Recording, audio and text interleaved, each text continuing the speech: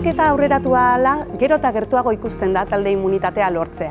Talde immunitatea populazioaren 70% edo txertatuta dagoenean lortuko dela esan digute, eta hori ia lortzear izango dugu hemendik hilabete batzuetara. Baina kontuan izan behar da, populazioaren 70% esaten dutenean, gehienetan 16 edo 18 urtetik gorako populazioaz ari direla. Eta 12 eta 16koak bitartekoak oraintxe badaukate txerto bat baimenduta Europan, baina oraindik ez dute erabaki zer egingo duten herrialde bakoitzean. Orduan, horren arabera ere 100 hori aldatu egiten da.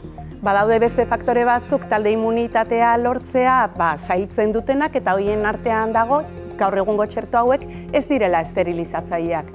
Hau da, infektatu zaitezke naiz eta txertatuta egon. Egia da ez duzula garatuko COVID-19 larria, ez da, sintomak arinak izango dira izatekotan ere, baina infektatzeko arriskua badago eta beraz baita beste norbaitik kutsatzekoa ere.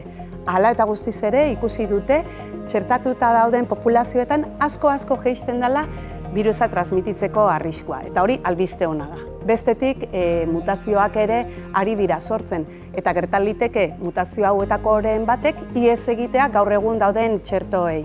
Eta gainera, oraindik ez dakigu zenbat iraungo duen immunitate naturalak ez da txertoen bidezkoak ere. Immunitate naturalari dagokionez, ikusten ari dira gaitza gainditu zutenek eta lortu zutenek immunitatea garatzea, iraun egiten duela. Eta txertoen bidez berriz, immunitate hori are sendoagoa eta luzeagoa eta iraunkorragoa izatea espero da, beraz alde horretatik ere albiste ona dauzkagu. Baina egia da munduan oso modu desberdinean dagoela banatuta txertaketa eta badaudela herrialdeak oraindik ez dutena jaso dosi bakar bat ere. Beraz, haiek guztiak ere txertatuta egon arte talde immunitatea amets bat izango da.